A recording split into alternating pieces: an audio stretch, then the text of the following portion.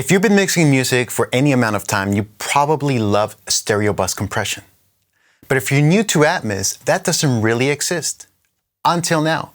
Waves has released the first immersive audio Atmos compressor. In this video, we're going to take a look and show you some tips and tricks on how to mix in Atmos. This is Alex Pro Mix. Let's go!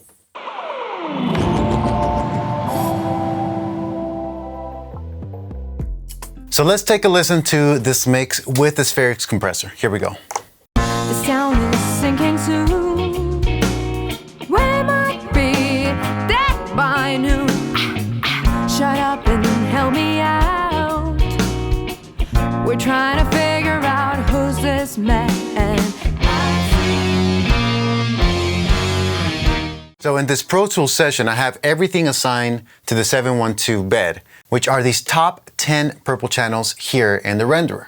So when I hit play, you're going to see the meters dancing. You're not going to see any objects moving around the room because we're only using the bed. And before we get into the plugin, let me give you guys just an in-depth look on how the session is set up. So all the tracks are going to the master channel, just as you would in stereo. But here you'll see that my panning looks much different than it would on a stereo mix. For example, kick and snare are panned to the center using the stereo channel, which is called phantom center. And then I have some things, for example, the room, which is the crushed room track that's panned behind me, behind the listener. If I put this in theater mode, you're going to see that that's panned back here. So when I solo that, and you're wearing headphones, you should be wearing headphones, you're going to hear this binaural mix. You're going to hear that the ambient room or the ambient drum room is placed behind the listener.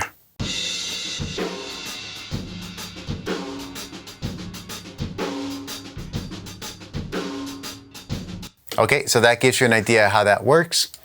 Likewise, other things are panned to the side and high. For example, here I have the H delay, doing ping pong delay, and it's being panned above the listener towards the front. So with the vocals being panned center, I have the ambience of the room, of the effects, of the reverbs, and of the delays panned above me. So all this stuff is going to show up here on the renderer on multiple channels. And because I'm using the master bed, the 712 bed, I'm able to use the Spherix compressor here. So let's take a look at what's going on under the hood. All right, so on the top channel, you have auto makeup, which automatically compensates for the volume output as you reduce threshold, it gets compressed, the volume comes up. Analog gives you a little bit of harmonic saturation.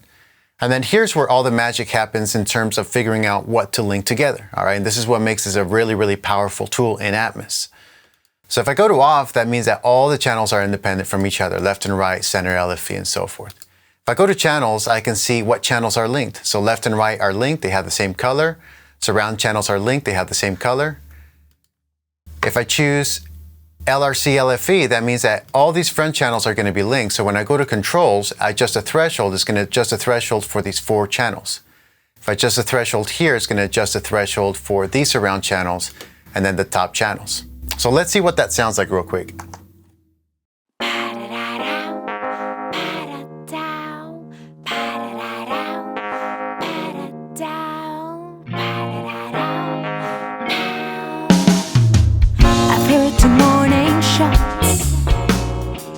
They always seem to sound round past 9. I've heard 2 morning shots. People are paranoid the whole time.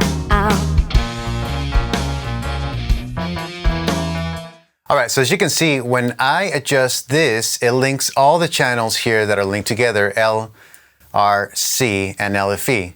So that means that any compression settings that I use, attack, release, threshold, are going to be linked between these channels. I turn these channels down, so you're going to notice here on the renderer, the volume down is basically down almost all the way.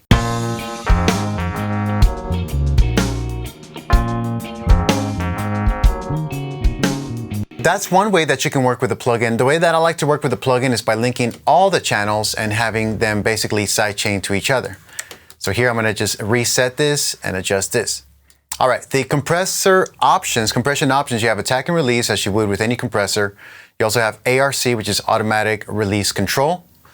Knee curve can be soft, where you can adjust the ratio, or it can be S curve, which is basically compressing all the time, but as you reduce the ratio, it goes into harder compression. I like the setting for rock material and alternative music.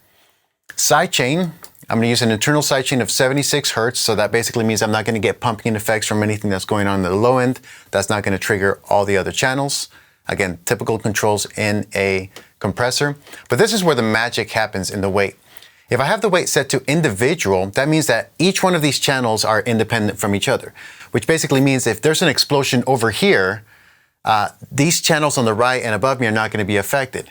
But if I increase the weight to all, if there's an explosion over here, all the other channels are going to be affected. Now, mind you, if you're mixing in Atmos, you shouldn't have an explosion behind you. You're going to distract the listener.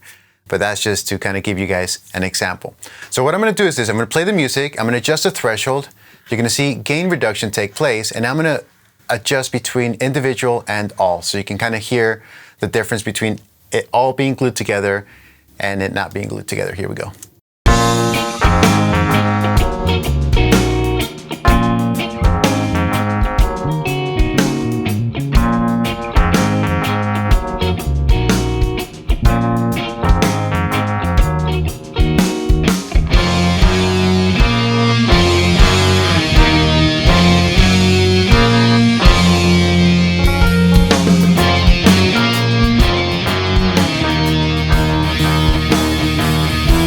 And that's a really powerful way to work in Atmos, because prior to this, to do that, you would have to basically insert our comp on every single track and then have it fed to an internal sidechain from something else.